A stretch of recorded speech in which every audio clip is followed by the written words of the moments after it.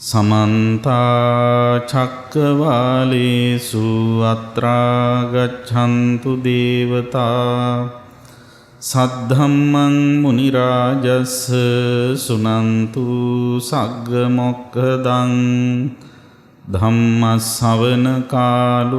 अयं भदन्ता धम्मश्रवणकालो अयं भदन्ता धम्मश्रवणकालो अयं भदन्ता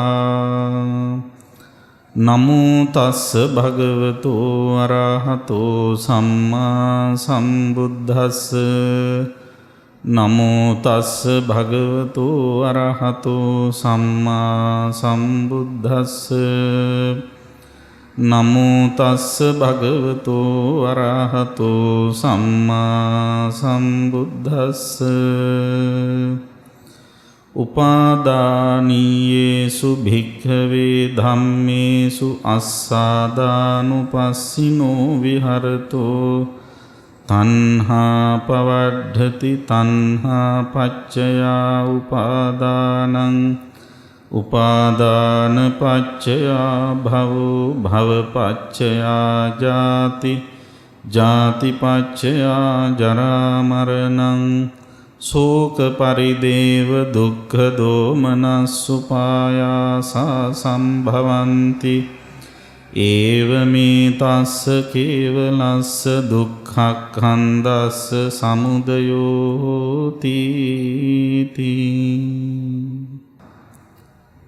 මා පින්නතුන්ට කියලා දෙන්න බලාපොරොත්තු වන්නේ සංයුක්ත නිකායේ අභිසමය සංයුක්තයේහි සඳහන් වෙන වැදගත් සූත්‍රයක්. මේ සූත්‍රයේ නම උපාදාන සූත්‍රය. බුදුහාමුදුරුවෝ සවැත් නුවර ජේතවනාරාමේ වැඩ ඉන්නකොට තමයි මේ සූත්‍රය දේශනා කළා තියෙන්නේ. සංයුක්ත නිකායේ අභිසමය සංයුක්තයේහි සඳහන් වෙන්නේ බුදුහාමුදුරුවෝ පටිච්ච සමුප්පාදය මුල් කරගෙන මේ දුක ඇති වෙන වැඩපිළිවෙල පිළිබඳව සහ දුක නැති කරන වැඩපිළිවෙල පිළිබඳව බුදුරජාණන් වහන්සේ විසින් දේශනා කරන ලද පටිච්ච සමුප්පාදය මුල් කරගත් දේශනා තමයි අභිසමය සංයුක්තයේහි අන්තර්ගත වෙලා තියෙන්නේ. උපාදාන සූත්‍රේනොත් පටිච්ච සමුප්පාද විවරණයක් සිද්ධ වෙන නිසා මෙය සංයුක්ත නිකායේ අභිසමය සංයුක්තයට ඇතුල් කරලා තිබෙනවා. උපාදාන කියන වචනයේ සාමාන්‍ය අපි භාවිතා කරන දන්න සරල අදහස තමයි දැඩිව අල්ලා ගැනීම කියලා කියන්නේ. දැඩිව අල්ලගන්න එක. දැඩිව අල්ලගන්නේ මොකෙන්ද? මනසින්. අතින් පයින් නෙවෙයි. මනසින් දැඩිව ග්‍රහණය කරන එකට පාලියෙන් යොදන වචනය තමයි උපාදාන කියලා කියන්නේ. සාමාන්‍යයෙන් ඕනම දෙයක් දැඩිව අල්ලා ගත්තාම කෙනෙක් උත්සාහ කරනවා ඒ අල්ලගත්ත දේ තමන් සන්තක කරගන්න, තමන්ට අයිති කරගන්න. අපි හැමතිස්සෙම උත්සාහ කරන්නේ යමක් මගේ කියලා හඳුන්වන්නේ ඒක මගේ ළඟට අරගෙන. මගේ ළඟට අරගෙන ඒක මගේ කියලා අන් අයට පෙන්වන අවස්ථා ඔබ ඕන තරම් දැකලා ඇති. යමක් තමන් ප්‍රිය කරන යමක් තමන් ළඟට අරගෙන. දැන් උදාහරණයකට ගත්තොත් අම්ම කෙනෙක් දරුවෙකුට, තාත්තා කෙනෙක් දරුවෙකුට ආදරේ. එතකොට ඒ ආදරේ වැඩි වුණාම මගේ කම වැඩියෙන් දැනෙනකොට ඒ අම්මා, ඒ තාත්තා, ඒ දරුවා තමන් ගාවට අරගෙන අනිත් අයට කියනවා මේ ඉන්නේ මගේ පුතා, මේ ඉන්නේ මගේ දුව කියලා බොහොම ආදරෙන් හඳුන්වලා දෙනවා. තර මේ මගේකම වැඩි වෙලා අල්ලා ගැනීම වැඩි වෙනකොට කරන වැඩක් තමයි ඒව ළඟට ගන්න එක. දැඩිව අල්ලා ගැනීම ගත්තට පස්සේ කරන ක්‍රියාව තමයි ළඟට ගන්න එක. ඉතින් මේ උපාදාන කියන වචනේ දෙවැනි අර්ථය තමයි ළඟට ගැනීම කියන. උප කියන්නේ සමීපාර්ථය හඟවන පාළි උපසර්ගය. ආදාන කියලා කියන්නේ ගන්නවා කියන එක. එතකොට උපාදාන කියන්නේ ළඟට අර ගන්නවා කියන එක. දුර ඈත තියෙන අරමුණු වල තණ්හාවෙන් බැඳිලා මනසින් උපාදානය කරාම ඒව මනසට ළඟට ගන්නවා. ළඟට අරගෙන මනසේ තැම්පත් කර ගන්නවා. අන්නේ ක්‍රියාවලිය සිද්ධ වෙන නිසා තමයි මේ වචනය උපාදාන කියන නමින් භාවිතා කරන්නේ. ඉතින් මේ උපාදානය කිරීම දුකට හේතු වෙන හැටි පැහැදිලි කරමින් තමයි බුදුහාමුදුරුවෝ මේ උපාදාන සූත්‍රය දේශනා කරලා තියෙන්නේ. මේ සූත්‍රයේදී මා මතක් කළ බුදුහාමුදුරුවෝ පටිච්ච සමුප්පාදය හෙවත් දුක ඇතිවෙන වැඩපිළිවෙල පිළිබඳව දේශනා කරලා තියෙනවා. පටිච්ච සමුප්පාදයේ විග්‍රහ ක්‍රම දෙකක් තියෙනවා. දුක ඇති වෙන වැඩපිළිවෙල සහ දුක නැති කරන වැඩපිළිවෙල කියලා. ඒතර දුක ඇති වෙන වැඩපිළිවෙලට කියන්නේ පටිච්ච සමුප්පාදේ අවිජ්ජා මූලික පටිච්ච සමුප්පාදේ කියලා. දුක නැති කරන වැඩපිළිවෙලට කියන්නේ කුසල මූලික පටිච්ච සමුප්පාදය කියලා. එතකොට කුසලය මුල් වෙලා තමයි මේ දුක නැති කරන වැඩපිළිවෙල ආරම්භ කරන්නේ. අවිද්‍යාව මුල් වුණාම තමයි දුක ඇති වෙන්නේ. අන්න ඒ නිසා දැන් අපි දන්නවා පටිච්ච සමුප්පාදේ පටන් ගන්නකොටම පටන් ගන්න අවිද්‍යාවෙන්. අවිජ්ජා පච්චය සංඛාරා සංඛාර පච්චය විඥානං විඥාන පච්චය නාම රූපං ඔය ආදි වශයෙන් එහෙම අවිද්‍යාවෙන් තමයි පටන් ගන්නේ. ඉතින් පටිච්ච සමුප්පාදය පින්වත්නි බුදුහාමුදුරුවෝ එක එක්කෙනාට එක එක තැන් වලින් පටන්ගෙන දේශනා කරලා තියෙනවා. දැන් ලෝකේ ඉන්න ගොඩක් අයට ඔය අවිද්‍යා කියන වචනේ එහෙම තේරෙන්නේ නැහැ. හැබැයි ගොඩක් අයට තණ්හාව ගැන කිව්වොත් ටිකක් තේරෙනවා. එහෙම නැත්නම් උපාදානය ගැන කිව්වොත් ටිකක් තේරෙනවා. ඊටත් වැඩිය ජරා මරණ ගැන කිව්වොත් තේරෙනවා. ඉතින් අන්න ඒ නිසා බුදුහාමුදුරුවෝ තමන් ළඟට එන ඒ ශ්‍රාවකයන්ගේ මානසිකත්වයේ බලලා ඒට ගැළපෙන විදිහට තමයි මේ පටිච්ච සමුප්පාදය දේශනා කරන්නේ.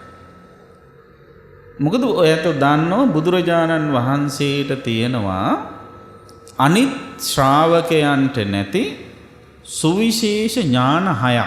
ඒවට අපි කියන ෂඩ් අසාධාරණ ඥාන කියලා. ඒ ෂඩ් අසාධාරණ ඥානයන්ගෙන් එකක් තමයි ඉන්ද්‍රිය පරෝපරියත්ති ඥානය කියන්නේ.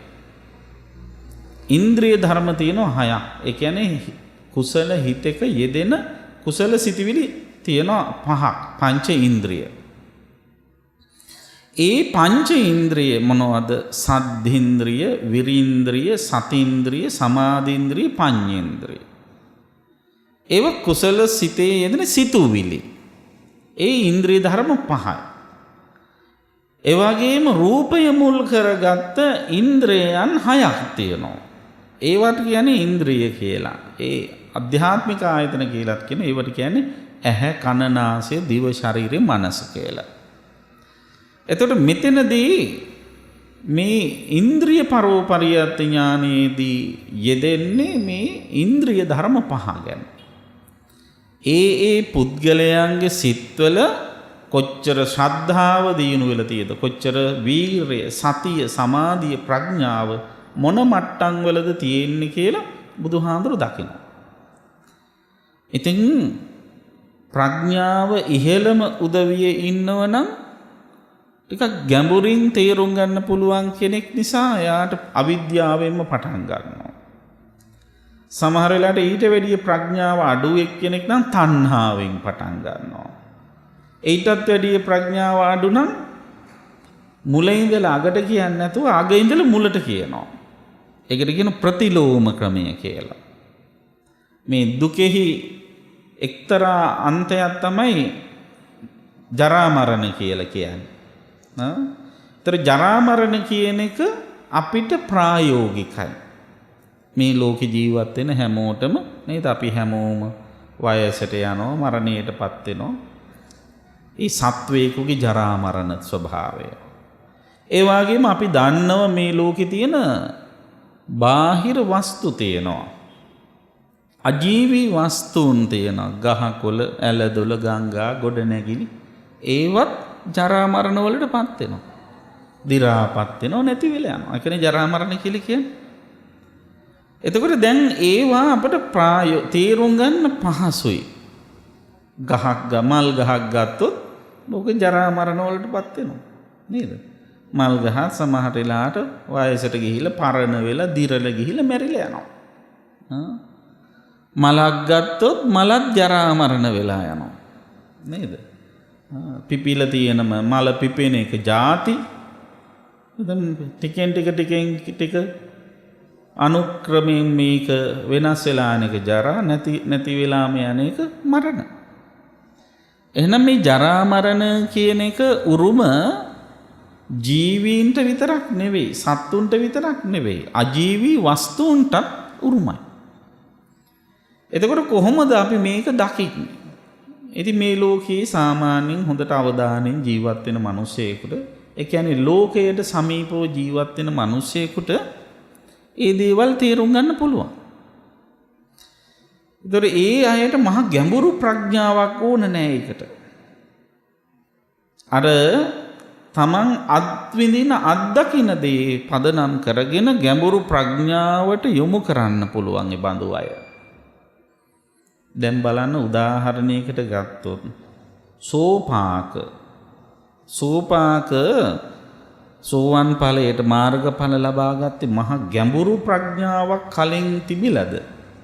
සුනීත ඒ වගේ උදවිය ඒ ඇයට මහා ගැඹුරු ප්‍රඥාවක් ධර්මයේ පිළිබඳව මහා ගම්බීර ඥානයක් තිබෙන්නේ නැහැ.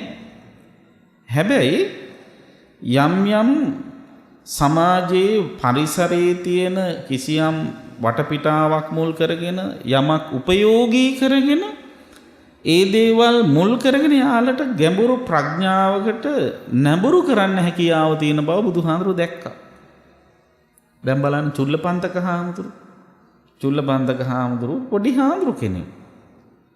එතකොට මේ චුල්ලපන්තක හාමුදුරුවන්ට මේ නවාංග ශාස්ත්‍රු ශාසනය පිළිබඳව මේ ගැඹුරු ධර්මඥාන මොකුත් තිබෙන්නේ නැහැ. හැබැයි බුදුහාමුදුරුවෝ දැක්කා උන්වහන්සේගේ ප්‍රඥාව උද්දීපනය කරන්න පුළුවන් මාධ්‍ය. ඒ නිසා උන්වහන්සේ දුන්නා මොකද්ද? රෙදි කෑල්ල අතර දුන්නා. මොන වගේ රෙදි කෑල්ලක්ද දුන්නේ? පිරිසිදු රෙදි කෑල්ල. දැන් ඔය ගොඩක් අය හිතාගෙන කිලිටි රෙදි කෑල්ලක් දීලා ඒක පිරිසිදු කරන්න කිව්වා කියලා. නෑ. වචනය තමයි රජෝහරණං. රජෝහරණං කියන්නේ දූවිලි ඉවත් කරනවා කියන එක. එතකොට දූවිලි ඉවත් කරනවා කියන එක මේක පිහදාන. පිහදානකොට මොකද වෙන්නේ? මේ රෙදි කෑල්ල ඉවත් කරනවා වෙනුවට කිලිටි වෙනවා.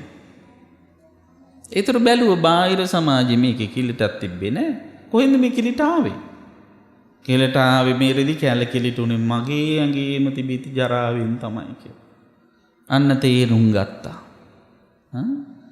එතකොට ඒ වගේ තවත් කෙනෙකුට පහනක් නිවී යන ආකාරය දැකලා තවත් කෙනෙකුට පොළොවේ වතුර ගලා බහින්නට දීලා ඒව වතුර පොළොවට උරා ගන්න හැටි දැකලා එහෙම තමයි මේ විපස්සනාව පහළ වෙලා තියෙන්නේ.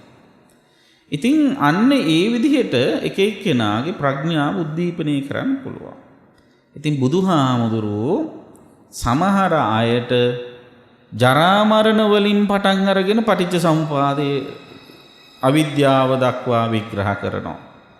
සමහරුන්ට අවිද්‍යාවෙන් පටන් අරගෙන ජරා මරණ දක්වා විග්‍රහ කරනවා. සමහර අයට තණ්හාවෙන් උපාදානෙන් පටන් අරගෙන ජරා මරණ මේ දුක හට ගන්න හැටි විග්‍රහ කරනවා. ඉතින් මේ සූත්‍රයේදී උපාදාන සූත්‍රයේදී බුදුහාමුදුරුවෝ මතක් කරන්නේ මේ උපාදාන ධර්ම මුල් කරගෙන තණ්හාව ඇති වෙලා ඊට පස්සේ කොහොමද දුක ඇති වෙන්නේ කියන එක. එහිදී බුදුහාමුදුරු ස්වාමින් වහන්සේලාට මතක් කරනවා උපාදානීයේසු භික්ඛවේ ධම්මේසු අස්සාදානුපස්සිනෝ විහෙරතු තණ්හා පවඩ්ඩති. මහණෙනි උපාදානීය ධර්මවල ආස්වාදයෙන් දකිමින් වාසය කරන්නා වූ තැනැත්තාට තණ්හාව වැඩෙනවා කියලා. එතකොට උපාදානීයේසු ධම්මේසු කියලා මෙතන කියන්නේ දැඩිව අල්ලාගෙන ළඟට ගන්නා දේවල්. දැඩිව අල්ලාගෙන ළඟට ගන්න දේවල් වලට පොදුවේ කියන නම තමයි උපාදානීය ධර්ම. එතකොට මොනවද මේ දැඩිව අල්ලගෙන ළඟට ගන්න? ළඟට ගන්නවා කියන එකෙන්ම තේරෙන එකක් තියෙනවනේ. මොනවද ළඟට ගන්නෙ? දුර තියෙන ඒවානේ. නේද? ළඟ තියෙන එකක් ආයි ළඟට ගන්න ඕනේ නෑනේ. දුර තියෙන ඒවා. ඒතර දුර තියෙන ඒවා ගන්නෙ කොහාටද? ළඟ තියෙන ඒවා ළඟට. ළඟ තියෙන ඒවායෙන් තවත් විදිහකින් කියනවා නම් ළඟ තියෙන ඒවායෙන් දුර තියෙන ඒවා ගන්නවා. මොනවද ළඟ තියෙන්නේ? ළඟ තියෙන ඒවට කියන අධ්‍යාත්මික ආයතන. ඒ තමයි ඇහැ, කන, නාසය, දිව, ශරීරය, මනස. ඉන්ද්‍රයන් අර කලින් කියපු ඉන්ද්‍රයන් 6. ඒක තමයි ළඟ තියෙන්නේ. එතකොට මේ ළඟ තියෙන මේ අධ්‍යාත්මික ආයතන 6ට ගෝචර වෙන බාහිර ආයතන තියෙනවා. ඒ තමයි ඇහැට ගෝචර වෙනවා රූප, කනට ශබ්ද, නහයට ගඳ සුවඳ, දිවට රස, ශරීරයට ස්පර්ශ, සිතට සිතුවිලි. අන්න ඒවා ඔය රූප, ශබ්ද, ගන්ධ, රස, ස්පර්ශ ධර්ම කියන ඒවාට කියන තව නමක් තමයි උපාදානීය ධර්ම කියලා කියන්නේ. මේව තමයි සාමාන්‍ය කෙනෙක් ඒව ඈත තියෙන ඒවා ළඟට ගන්නවා. ළඟට ඇදලා ගන්න මෙන්න මේවා. එතකොට ළඟට ඇදලා අරගෙන මොකද කරන්නේ?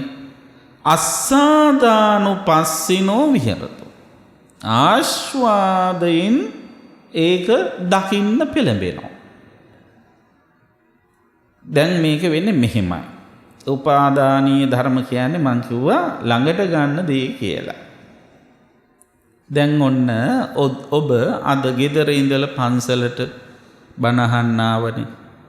ඔය බණ අහන්න එනකොට ඔය ඇස් දෙකට කොච්චර රූප පේන්නේ නැද්ද? නේද? රූප පේන්නේ නැද්ද?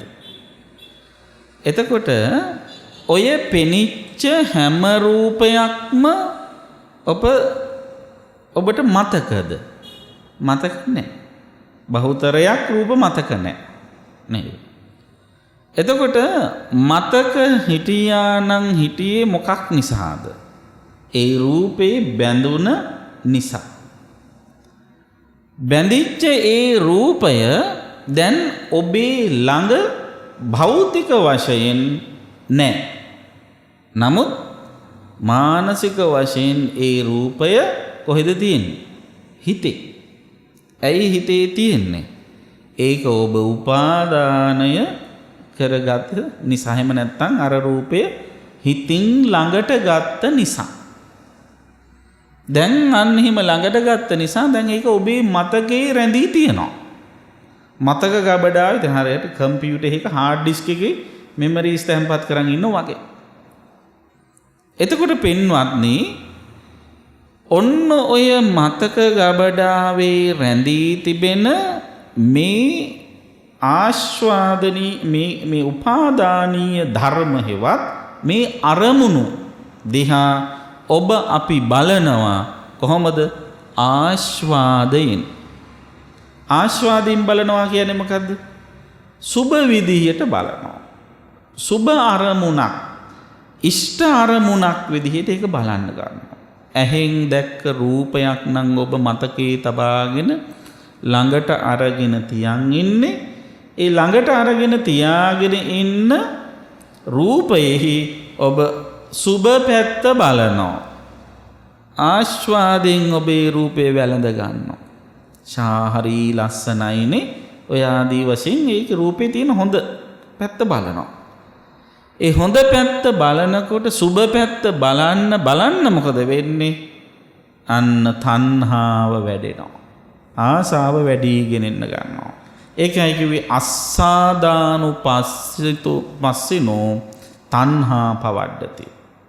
ආස්වාදයෙන් බලන වෙලාවට තණ්හාව ඇති වෙනවා. එතකොට ඕනෑම අරමුණක් ආස්වාදයෙන් වැළඳ ගන්න ගියොත් මොකද වෙන්නේ? ආස්වාදයෙන් වැළඳ ගන්න ගියොත් තණ්හාව ඇති වෙනවා. අන්න ඒකත් ඊටාම වැදගත්. ආස්වාදයෙන් වැළඳ ගැනීම තමයි හොඳ නැත්තේ. දැන් යම් කිසි අරමුණක සුබ පැත්තක් තියෙනව නම්, ලස්සනක් තියෙනව නම්, ඒ ලස්සන අපිට බලහත්කාරයෙන් කැතක් කරන්න බෑ. දැන් ලස්සන රූපයක් තියෙනවා.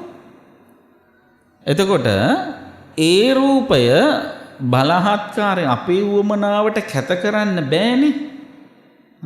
මේ රූප දැක්කහම මගේ හිතේ කෙලෙස් ඇති වෙනවා. ඒ නිසා ලෝකේ තියෙන හැම ලස්සන රූපයක්ම කැත වෙන්න ඕන කියලා. එහෙම කැත කරන්න පුළුවන්. එහෙම කැත කරන්න ගියාම ලෝභය යටපත් වුවා ද්වේෂය ඉස්මතු වෙන්න ගන්නවා. නේද? වෙන ක්ලේශයක් ඇවිස්සෙන්න ගන්නවා. එහෙනම් මොකද්ද කරන්න ඕන? යථාර්ථවාදීව දකින්නයි මෙතන උගන්වන්නේ. ආස්වාදයක් විදිහට දකිනවා. හැබැයි වැළඳ ගන්න යන්නේ නැහැ. දැකලා මොකද කරන්නේ? ආස්වාදය විතරක් නෙවෙයි මෙහි ආදීනවයකුත් තියෙනවා. මේ සුභ අරමුණ, මේ ලස්සන රූපය හැමතිස්සෙම මෙහෙම තියෙන්නේ නැහැ. මේ රූපයම වෙනස් වෙනවා. මේ රූපය වෙනස් වෙන අනුක්‍රමයෙන් වෙනත් රූපයක් ආපු ගමන් මේ රූපයත් වෙනස් වෙනවා. එතකොට රූපේ වෙනස් වෙන ආකාර දෙකක් තියෙනවා. දැන් මේ දහත් වට්ටිය ගන්න. දැන් මේ දහත් වට්ටිය හෙට උදේ ඇවිල්ලා බැලුවොත් මේ විදිහටම තියෙන්නේ නැහැ. එතකොට ඒකෙන් කියන්නේ මොකද්ද? මේ දහත් වට්ටිය අනුක්‍රමයෙන් වෙනස් වෙලා ගියා. අවපැහැගෙන වෙලා දුර්වල වෙලා ගියා. ඒ එකම වස්තුව හැටියට අපි හඳුන්වාගෙන ඉන්න සම්මුතිය හඳුන්වන දේ අනුක්‍රමයෙන් වෙනස් වෙලා යන හැටි. එතකොට ඒක වෙනස් වෙන හැටි දකින්න හෙට එනකන් ඉන්න එපා. නේද? හැබැයි මේ දහත් තට්ටිය බලලා ඉවර වෙලා මේ ළඟ තියෙන ඔරලෝසුව දිහා බැලුවොත් මොකද වෙන්නේ? මේ දහත් වට්ටිය ඔරලෝසුව දකින්නවත් එක්කම වෙනස් වෙලා ඉවරයි. අන්න ඒද අනිත්‍යයක්, වෙනස් වීම. ඒතර ඔරලෝසුව දැකීම නිසා දහත් වට්ටිය නැමැති රූපය වෙනස් වීම නැතිව යාම මට හෝ ඔබට වලකාලන්න පුළුවන් දෙයක් නෙවෙයි. ඒක තමයි අනත්ත කියලා කියන්නේ. Tamanට අවශ්‍ය විදිහට පාලනය කරන්න බෑ. එහෙම බැරි නම් මොකද කරන්න ඕන? දහත් වට්ටියේ ආස්වාදයෙන් බැඳෙන්නේ නැතුව ඉන්න ඕන. දහත් වට්ටිය ආස්වාදයෙන් බැඳෙන්නේ නැතුව හිටියනම් මොකද වෙන්නේ? ඒක වෙනස් වුණා කියලා දුකක් දැනෙන්නේ නැහැ. අන්න ඒ තත්වයෙන් මනස හදා ගැනීම අපි කරන්න ඕන. නමුත් මේ ලෝකේ ජීවත් වෙන පුහුදුන් සත්වයෝ, ප්‍රතග්ජන මිනිස්සු, කෙලෙස් බරිත අය පින්නතුනි වැඩියෙන්ම කරලා තියෙන්නේ ඇහැට පේන රූප වලින් හිත පිනවපු එක. කනට ඇහෙන ශබ්ද වලින් හිත පිනවපු එක. නහයට දැනෙන ගඳ සුවඳ වලින් හිත පිනවපු එක. දිවට දැනෙන රස වලින් හිත පිනවපු එක. කයට දැනෙන ස්පර්ශ වලින් හිත පිනවපු එක. සිතට එන සිතුවිලි වලින් හිත පිනවපු එක. වැඩි හරියක් කරලා තියෙන එකයි. ඒ නිසා හිත දැන් ඒකට ඇඩික්ට් වෙලා ඉවරයි. ඇබ්බැහි වෙලා ඉවරයි. කොමකටද? අරමුණු වලින් සන්තුෂ්ත වෙන්න. ඒ නිසා හිත හැම තිස්සෙම එවන් සුබදායි අරමුණු හොයනවා. ඒ දකින අහන පරිහරණය කරන අත්විඳින අරමුණු වල ආස්වාදය හොයනවා. ඒ නිසා තමයි අපි හැම තිස්සෙම ප්‍රිය ලස්සන රූප දකින්නේ. ඒ ආස්වාදය හොයන හින්දා. කෑමක් කෑවොත් රහ කෑමක් කන්න අපි ප්‍රිය මොකද? අපි ඒ ආස්වාදය හොයනවා. එයි අපි අතීතයේදී වන් ආස්වාදයන් විඳලා ඒවයින් සතුටු වෙලා ඒවා තව තවත් බලාපොරොත්තු සහගතව ඉන්නවා. ඒ නිසා කෑමක් කෑවත් දිව පිනවන්න තමයි අපි බලන්නේ. ඒ වගේම ස්පර්ශයක් වින්දා පහසුවක් තමයි හොයන්නේ. නේද? ඒකට දැන් අපි මේ පුරුදු වෙලා ඉන්නේ. ඒ නිසා මේ ආස්වාදයෙන් ලැබෙන සැපයට මිනිස්සු ඇලිලා, මිනිස්සු විතරක් නෙවෙයි සියලු සත්වයෝ ඇලිලා ඉන්නේ. ඒ නිසා සත්වයෝ සම්බන්ධයෙන් බුදුහාඳුරු දේශනා කරන්නේ මොකද්ද? මේ ලෝකේ ඉන්න සියලු සත්වයෝ සුඛ කාම දුක්ඛ පටික්කුල. සැපට කැමති. මේ අද ඊයේ ඇති වෙච්ච කැමැත්තක් නෙවෙයි. දීර්ඝ කාලයක් තිස්සේ ඉන්ද්‍රියන් පිනවීම තුල ඇති වෙච්ච මානසික ස්වභාවය. ඉතින් ඒ නිසා කොහේ ගියත් හොයන්නෙම සැප තමයි. නේද? ඒකනි පන්සලකට ගියත් හොයන්නෙම කණුවක්, තාප්පයක්, පුටුවක් නේද? හේතු වෙන්න තැනක්. ඒ මොකද ඒ අර සැපට තියෙන කැමැත්තනේ හුරු වෙච්ච ස්වභාවය. කෑම කන්න ගියාමත් එහෙමයි. මං හුරු වෙලා තියෙන්නේ මේ විදිහට කන්න, මට ඕව කන්න බෑ කියලා කියන්නේ අර ඒ හුරුව නිසා. ඉතින් බුදුරජාණන් වහන්සේ දේශනා කරනවා අන්න ඒ වගේ. මේ ලෝකේ තියෙන ආස්වාදනීය ධර්ම කියලා කොටසක්. ඒ තමයි රූප, ශබ්ද, ගන්ධ, රස, ස්පර්ශ ධර්ම කියන මේ කොටස්. ඒවා මේ ලෝකේ ඉන්න පුහුදුන් සත්වයා ආස්වාදයෙන් දකිනවා. අස්සාදානුපස්සිතෝ විහෙරතෝ. මේ උපාදානීය ධර්ම ආස්වාදයෙන් දකිනවා. එතකොට අන්න ඒ ආස්වාදනීය ධර්ම හැටියට එයා හිතලා ඒහිම කල්පනා කරලා තණ්හාවෙන් බැඳෙනවා. තණ්හාවෙන් බැඳුනට පස්සේ මොකද කරන්නේ? තණ්හා පච්චය උපාදාන. අන්න ආයි තණ්හාවෙන් දැඩිව තණ්හාවෙන් අල්ලගත්තම ළඟට ගෙනල්ල තියාගන්න. උපාදාන ළඟට ගන්නවා. උපාදාන පච්චය භව. ඊට පස්සේ මොකද කරන්නේ? ළඟට අරගෙන ඉවර වෙලා භව කියලා කියන්නේ තියා ගන්නවා කියන එක. තණ්හාවක් ඇති වුණා, තණ්හාවෙන් උපාදානිය ඇති වුණා. ඒ කියන්නේ ළඟට ගත්ත, ළඟට අරගෙන තියා ගන්න. දැන් ළඟට ගන්න හැම එකක්ම තියාගන්නෙත් නැහැ. නේද? සමහරුන්ට ආසාවක් ඇති වෙනවා, ළඟට ගත්තා. ඊට පස්සේ ආයි ටික වෙලාවකින් ඕක අමතකයි. එහෙම අවස්ථාවක් තියෙනවනේ ඕන තරම්. හැබැයි සමහර ඒවා එහෙම නෙවෙයි. ළඟට අරගෙන තියාගන්නවට මේ ළඟට අරගන්නවට අමතරව තියාගන්නවා. අන්නේ තියාගන්න එකට කියනවා භවය කියලා. වෙන කොහෙවත් නෙවෙයි තියාගන්නේ. අල්මාරිය දාලා කාමරයක එහෙම නෙවෙයි. කොහෙද තියාගන්නේ? හිතේ. එතකොට හිතේ තියාගත්තට පස්සේ මොකද කරන්නේ? භවපච්චයා ජාති. අන්න හිතේ තියාගෙන මේක නැවත නැවත උපද්දවනවා. උපද්දවනවා කියලා කියන්නේ මොකද්ද? ආයේ මේක ගැන කල්පනා කරනවා. ආයේ කල්පනා කරනවා. මොකක් ගැනද? අර හිතේ තියාගත් එක ගැන. කොහොමද කල්පනා කරන්නේ? ආස්වාදයෙන්. ආස්වාදයෙන් කල්පනා කරන්න මොකද වෙන්නේ? නැවත නැවත තණ්හාවෙන් බැඳෙනවා. වැඩෙනවා. එතකොට බලන්න අර අපි බාහිර සමාජයෙන් අරමුණක් ගත්තා. ඒ අරමුණෙහි අපි ආස්වාදයෙන් බැඳිලා තණ්හා කල්පනා කරලා ළඟට අරගෙන ඊට පස්සේ ඒක ළඟට අරගෙන තියාගෙන ආපහු කල්පනා කරනකොට නැවත නැවත කෙලෙස් වැඩෙනවා. නැවත කෙලෙස් වැඩෙනවා. ඒ වැඩෙන කෙලෙස් අතර එකක් ප්‍රධානම ක්ලේශය තමයි තණ්හාව. ඉතින් දැන් මේ තියාගත්ත තණ්හාවෙන් බැඳිච්ච අරමුණ තියෙනවනේ. ඒ අරමුණු පිළිබඳව අර තණ්හාවෙන් ඉන්න එක්කෙනා බලන්නේ දකින්නේ කොහොමද? ඒව මට පාලනය කරන්න පුළුවන්. ඒව වෙනස් වෙන්නේ නැහැ. මට ඕන විදිහට පාලනය කරන්න පුළුවන් කියලා හිතනවා. ඒ කියන්නේ මොකද්ද? අර තියාගත්ත අරමුණු දිහා බලනවා සංඥා විපල්ලාසයෙන්. අන්න ඔක හොඳ වචනයක් මතක තියාගන්න ඕන. විකෘති වූ හඳුනා ගැනීමකින් තමයි මේ අරමුණ දිහා බලන්නේ. මොකද්ද විකෘතිය?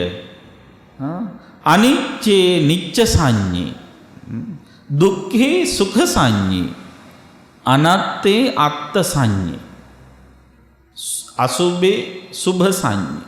අන්නේ විදිහට දකින්න. අනිත්‍ය දේ නිත්‍ය විදිහට දකිනවා. දුක් දේ සැප විදිහට දකිනවා. අනාත්ම දේ ආත්ම විදිහට දකිනවා. අසුභ දේ සුභ විදිහට දකිනවා. ඕකට කියන්නේ සංඥා විපල්ලාසය කියලා. වැරදි විදිහට වටහා ගන්න. ඉතින් වැරදි විදිහට හඳුනගත්තොත් මොකද වෙන්නේ? එතෙන් පස්සේ දිගටම වැරදිනවම තමයි. නේද? හඳුනා ගැනීම වැරදුනාට පස්සේ එතනින් පස්සේ දිගටම වරදිනවා. දැන් මෙහෙම හිතන් කවුරු හරි කෙනෙකුට කවුරු හරි මොකක් හරි හොඳ වචනයක් කතා කරන ආදරේ.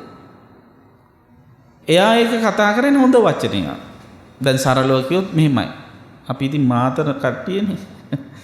දැන් කවුරු හරි කියනවා අනේ ඔහි බත් කාලා ඉන්නේ කියලා. කොළඹ පැත්තේ කෙනෙකුට ඕකේ කිව්වම් බලන්නකෝ මට ඔහේ කියලා කතා කරන්නේ කියලා මෙන්න මෙයාට කේන්ති යනවා. හැබැයි ඔහේ කියලා මාතර කතා කරන්නේ බොහොම ආදරණීය වචනයක්. දැන් බලන්න එකම වචනේ මාතර කට්ටියට ආදරේ ඇති වෙනවා. කොළඹ කට්ටියට තරහ යනවා. වචනේද වැරද්ද තිබුණේ? නෑ සංඥාවේ. නේද? අඳුනාගත්ත හැටි වරද්ද.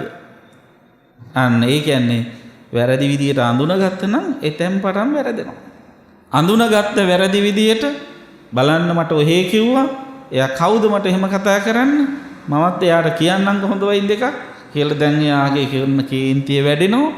වැඩෙන්න මේ කේන්තිය නැවත අද විතරක් නෙවෙයි ඔහේ කිව්වේ ගිය සතියේත් ඔහේ කිව්වා. අද කට වහගෙන හිටියොත් හෙටත් ඔහේ කියාවි. තවත් කේන්ති යනවා. කේන්ති ගියාම පාලනය කරගන්න බැරි නම් මෙයත් ඔහේ කියලාම ඉතින් ඔහෙට මොකද මං කෑවත් නැත කියලා ආයෙත් ප්‍රශ්න කරනවා. අන්න වචී දුෂ්චරිතය වුණා. ඊට පස්සේ අනිත් එක්කෙනාගේ ප්‍රතිචාරය හොඳ නැති වුණාම තවත් මෙයා ආවේගශීලී වෙනවා. වචී දුෂ්චරිතයෙන් නවතින්නේ නැතුව ඊට පස්සේ අතින් පයින් මේක තමන්ගේ ප්‍රතිවිරෝධතාවය ගොඩ නගනවා. කාය දුෂ්චරිතය යනවා. ගහ බැන ගන්න. අන්න හඳුනාගත් එකේ වැරදි හඳුනා ගැනීමෙන් වෙන විපාක. නේද? එතකොට දැන් මේක මේ తాවකාලික මේ අපිට අත්විඳින්න පුළුවන් දෙයක්. එතකොට අපි මේ දීර්ඝ සංසාර ගමනකම මේ විදිහට දුක් විඳ යන්නේ වෙන මොකක්වත් නිසා නෙවෙයි. ඔන්න ඔය වැරදි අඳුන ගැනීම නිසා. මේ සංඥා විපල්ලාසය නිසා. මොනවාද? මොහොතක් පාසා ඇතිව නැතිව යන වෙනස් වෙලා යන දේවල් වෙනස් වෙන්නේ නැහැ නිට්ටයයි කියලා හිතපු නිසා. තමන්ට කිසිම මොහොතක පාලනය කරගන්න බැරුව නිරන්තරයෙන්ම වෙනසකට ලක් වෙන දේවල් මට ඕන විදියට පාලනය කරන්න පුළුවන් කියලා හිතපු නිසා. එහෙම හිතපු හින්දා තමයි ඒවයි තණ්හාවෙන් බැඳුනේ. එහෙම තණ්හාවෙන් බැඳිලා ඉඳෙද්දී හැමතිස්සෙම සැපයි අපේක්ෂා කළේ. තණ්හාවෙන් බැඳිලා වෙනස් වෙන දේවල් නොවෙනස්ව තියාගන්නයි හිතුවේ. හැබැයි වෙනස් වෙන දේවල් නොවෙනස්ව තියාගන්න බැරි තැන උරුමුනේ දුකයි. දුක් සහිත දේවල් සැපයයි හිතා තණ්හාවෙන් අල්ලගත්තා. අනිත්‍ය දේවල් නිට්ටයයි හිතලා අල්ලා ගත්තා. තමන්ට පාලනය කරන්න බැරි දේවල් පුළුවන් කියලා හිතලා අල්ලා ගත්තා. අසුබ දේවල් සුබදයි කියලා හිතලා අල්ලා ගත්තා. අල්ලා ගත්ත තැන අල්ලගත්ත දේවල් වෙනස් වෙනකොට බැඳෙන දේවල් වෙනස් වෙනකොට උරුම වෙන්නේ දුකයි. ඒතර මේ දීර්ඝ සංසාර ගමනේ ඔබ අපි දුක් විඳගෙන ඉපදී මෙරි යන්නේ වෙන මොකක්වත් නිසා නෙවෙයි මෙන්න මේ අල්ලා ගැනීම නිසා. මේ බැඳීම නිසා. ඒතර එහෙම බැඳුනේ වෙන මොකක්වත් නිසා නෙවෙයි අරමුණු වැරදි විදියට අඳුනගත්ත නිසා. එහෙනම් දුක ඇතිවීමේ වරද කරලා තියෙන්නේ අපි වෙන කවුරුත් නෙවෙයි. බාහිර සමාජ පුද්ගලයෙක් නෙවෙයි අපිට මේ දුක දීලා තියෙන්නේ. මේ දුක අප විසින්ම නිර්මාණය කරපු එකක්. අප විසින්ම හදාගත් එකක්. ඒ නිසා අපි තේරුම් ගන්න ඕන මෙන්න මේ අරමුණු අඳුනා ගන්න හැටි. අරමුණු සංඥා විපල්ලාසයෙන් තොරව ත්‍රිලක්ෂණයෙන් අඳුනා ගන්න අපි දක්ෂ වෙන්න ඕන. ඉතින් එහෙම දක්ෂතාවයක් නැත්තම් මොකද වෙන්නේ? අර නිතරම වෙනසකට ලක් වෙන අරමුණු හමුවේ දුකටපත් වෙනවා. දැන් අර මං කිව්වනේ හිතේ තියාගත්ත කියලා අරමුණු. තියාගත්ත ඒවා හැමතිස්සෙම වෙනස් වෙනවා. වෙනස් වෙනවා කියන්නේ ජරා මරණ වලටපත් වෙනවා. ජරා මරණ කියන්නේ ඇති වෙනව නැති වෙනව. මොකද? එතකොට මෙන්න මේ ජරා මරණ වලටපත් වෙනකොට කුමක්ද වෙන්නේ පින්වත්නි? දුක හට ගන්නවා. ඇති වෙලා නැති වෙනවා දේවල්. ඇති වෙලා නැති වෙන දේවල් වල බැඳෙනකොට දුකයි. නේ?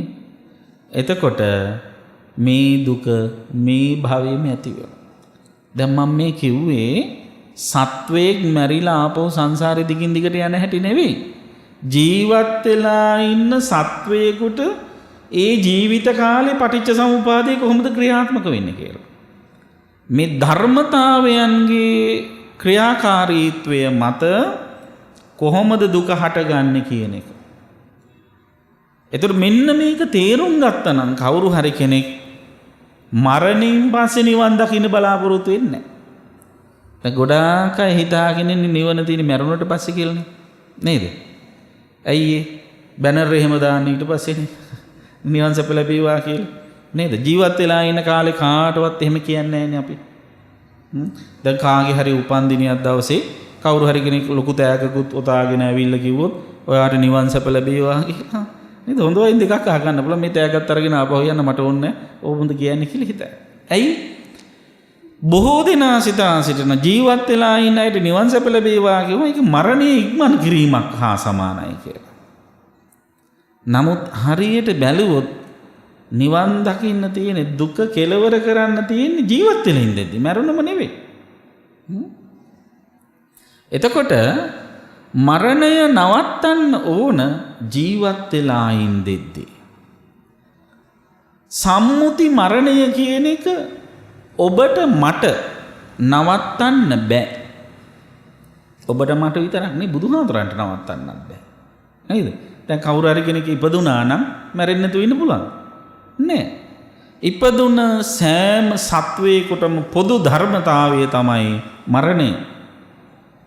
හැබැයි ඔබට අපට හැකියාව තියෙනවා නැවත හිත තුල ගොඩනැගෙන සිතුවිලි නවත්ත ගන්න.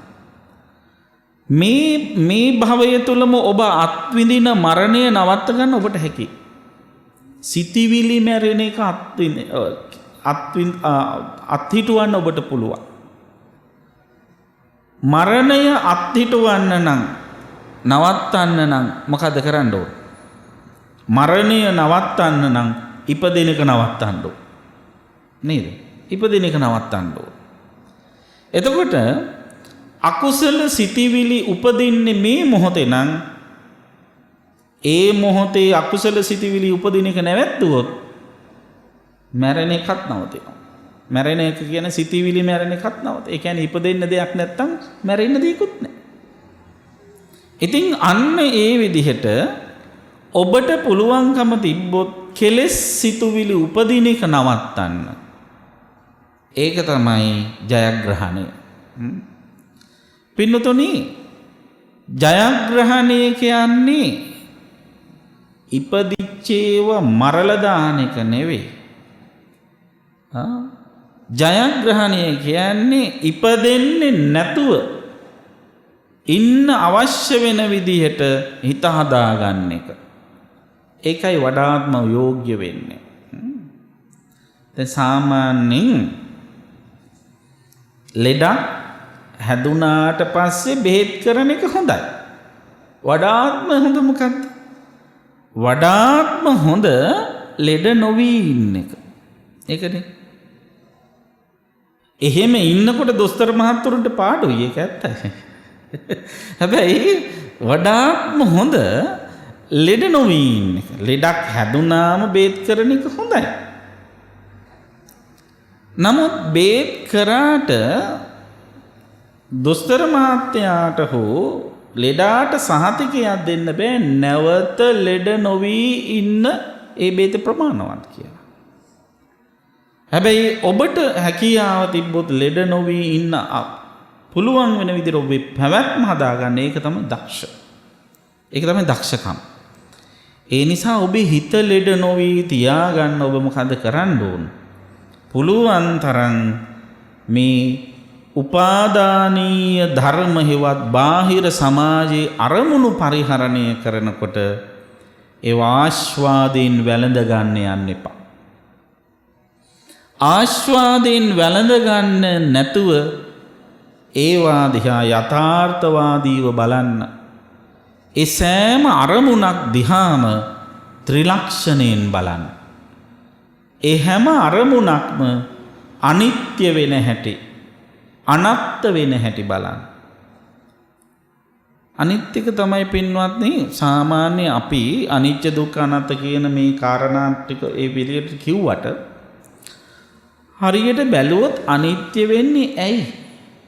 අනිත්‍ය වෙන්නේම අනාත්ම නිසා. නේද? අනාත්ම කියන්නේ මොකක්ද?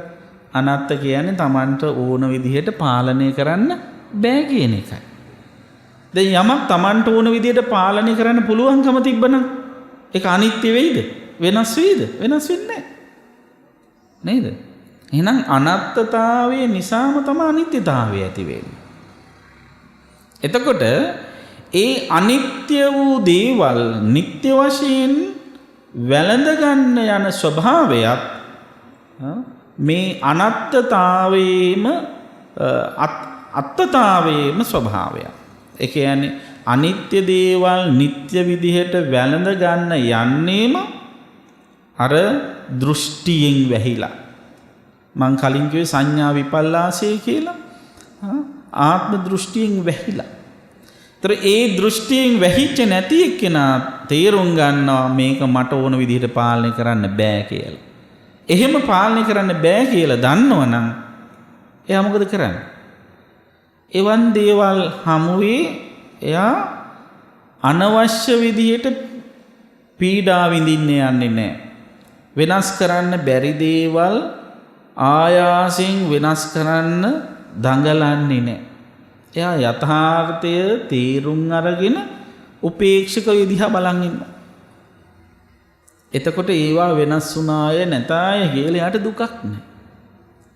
ඉතින් අන්න ඒකයි අපිත් කරන්න ඕන. මේ ලෝකේ ඔබත් සමග ඉන්න බොහෝ දෙනා ඔබ අපිව අතහැරලා යනවා.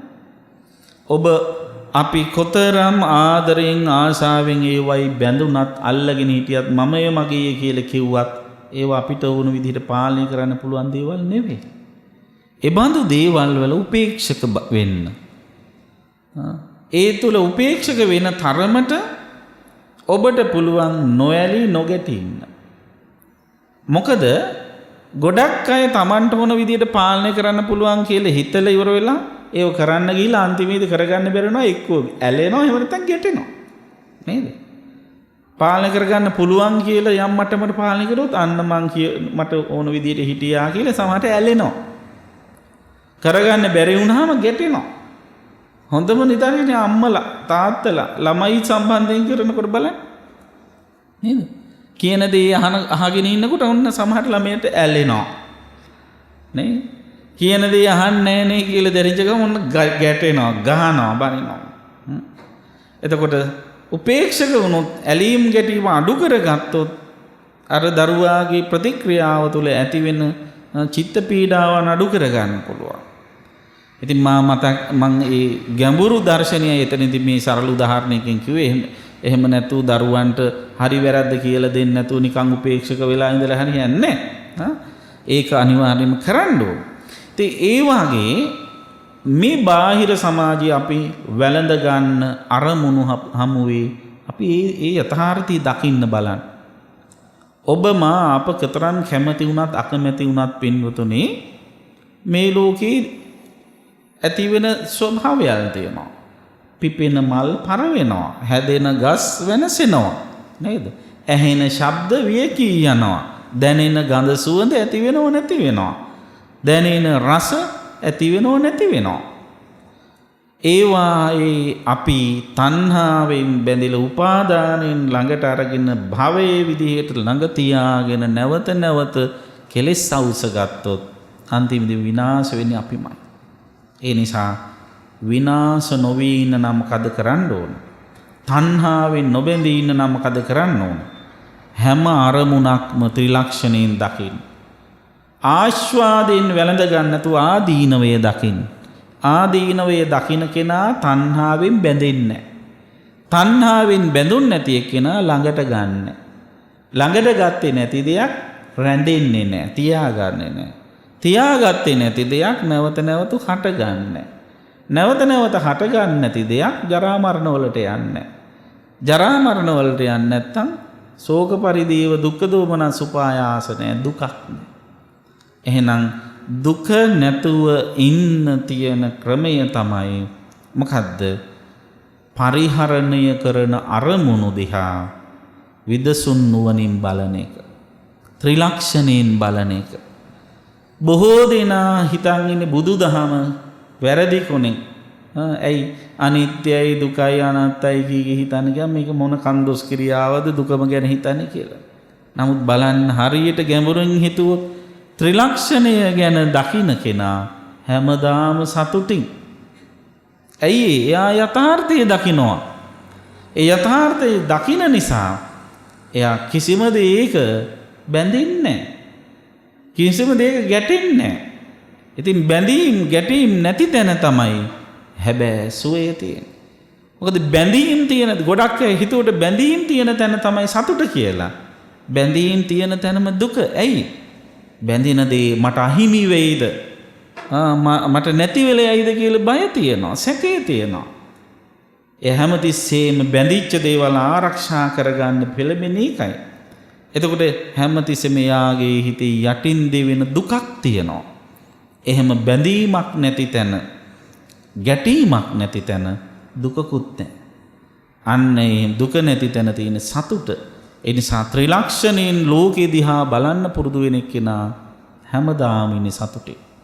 ඉතින් ඒ නිසා මේ සියලු දේවල් සම්බන්ධයෙන් ඔබ හොඳට කල්පනා කරලා හැම අරමුණක්ම විදර්ශනා කරන්න, වෑයම් කරන්න. ඇති වෙලා නැති වෙලා යනවා කියලා හිතන්න. එහෙම හිතලා ඉවර වෙලා හැමතිස්සෙම මෙන්න මේ වාක්‍ය තුන කටපාඩම් කරගෙන කියවන්න. අපේ පන්සලට ආගිය බොහෝම හොඳ ධර්මදර ඒ වගේම ප්‍රතිපත්තිකාමී මෑණි කෙනෙක් හිටියා, සිල්වියා ගුණතිලක කියලා. සෝවන් ඵලයට පත්වෙච්ච උපාසිකාවක් හා සමාන මහා ගුණ සම්භාරයකින් යුක්ත උත්තමාවියක්. ඒ අම්මා නිතරම කියපු වාක්‍ය තුනක් තිබුණා. නේතං මම නේසෝහමස්මි නමේසෝ අත්තා. මේක මගේ නෙවෙයි, මම නොවේ, මට අවශ්‍ය විදිහට පාලනය කළ හැක්කක් නොවේ. මේ පාළි වාක්‍ය තුන මතක තියාගන්න. නේතං මම නේසෝහමස්මි නමේසෝ අත්තා. තවත් විදිහකට කියනවා මම නොවේ, මගේ නොවේ, මගේ ආත්මය නොවේ. ඔන්න ඔය වාක්‍ය ටික එක සැරේට කිය. හිතට යම් කිසි ආසාවක් ඇති වෙන වෙලාවක හරි ඔය වාක්‍ය ටික කියන්න. තරහක් ඇති ගෙදර රණ්ඩුවක් ඇති වෙච්ච වෙලාවක හරි ඕක කියන්න මතක් කර. මම නොවේ, මගේ නොවේ, මගේ ආත්මේද නොවේ. එහෙව් එකේ මම මේ අනිත් අය මගේ කරගෙන මට ඕන විදිහට පාලනය කරන්න යන්නේ කොහොමද කියලා ඔබට වැටහෙන්න ඕනේ. ඒකට අනිත් අය නිසා ඔබ ගැටෙනව නම්, දුක ඇති කරගන්නව නම්, ඒ සමනය කරගන්නත් ඒ දර්ශනය ඔබට ඒකාන්තයෙන්ම ඉවහල් වෙනවා. ඉතින් ඒ නිසා පින්නතුනි, නිතර දෙවේලේ ඔබ ඇහැ කන නාසය දිව ශරීරයේ මනස කියන ඉන්ද්‍රියන්ගෙන් අරමුණු ගන්නවා. ඒ ආස්වාදයෙන් වැළඳ ගන්න ඔබේ තණ්හා ගින්න දැල් වෙනවා. හරියට කරත්ත ගණන් පුරවල ගෙනාපු දර ගොඩකට ගිනි අවුලවල තියුවාම ඒ ඇවිලෙන ගින්නට පිදුරු තනකොළ පුළුම් වෙන දේවල් දැම්මහම ගින්න වැඩි වෙනවා වගේ, ඒක නිවිල යන්නේ නෑ වගේ. ඔබ නිතරම මේ ඇහැ කන නාසය ආදී ඉන්ද්‍රයන්ගෙන් ගෝචර කරගන්න රූප ආදී අරමුණු වල ආස්වාදයෙන් බැඳෙන්න ඔබේ රාග ගින්න, තෘෂ්ණා ගින්න වැඩිවීමයි වෙන්නේ. ඒ නිසා තෘෂ්ණා ගින්න වැඩි කරගන්න නැතුව ඒ ගින්න නිවා දාන්න නම් කළ යුතු දේ තමයි හැම අරමුණක් දිහාම ත්‍රිලක්ෂණයෙන් දකින්න වෑයම් කරන්න. අනිත්‍ය දුක අනාත්ම කියන තත්වයෙන් මෙනෙහි කරන්න වෑයම් කරන්න. එහෙම කරන තරමට ආස්වාදයේ වෙනුවට ආදීනව ඉස්මතු වෙනවා. ආදීනවේ ඇති තැන තෘෂ්ණාව ඇති වෙන්නේ නැහැ. තෘෂ්ණාවක් ඇති නැති තැන උපාදානයක් නැහැ. උපාදානයක් නැති තැන නවත භවයක් සකස් වීමක් නැහැ. නවත භවය සකස් වෙන්නේ නැති තැන උපතක් නැහැ. උපත නැති තැන විපතක් නැහැ. විපත තියෙන තැනයි දුක, විපත නැති තැන දුකක් නැහැ. අන්නේ දුකින් තොර ජීවිතයක් ගත කරන්න ඔබට මේ උපාදාන සූත්‍ර දේශනාව ඇසුරෙන් කළ අනුශාසනාව උපකාරයක්ම වේවා කියලා අපි ඊට සිතින් ප්‍රාර්ථනා කරනවා. ආකාසට්ඨා ච බුම්මට්ඨා දේවා නාග මහිද්దికා පුඤ්ඤන්තං අනුමෝදිත්වා චිරං රක්ඛන්තු ශාසනං චිරං රක්ඛන්තු දේශනං චිරං රක්ඛන්තු ත්වං සදා. ධර්ම ශ්‍රවණානිසංසින් හැමත උතුම් නිවන් සුව සැලසේවා. මෝහක්ඛයෝ නිබ්බානං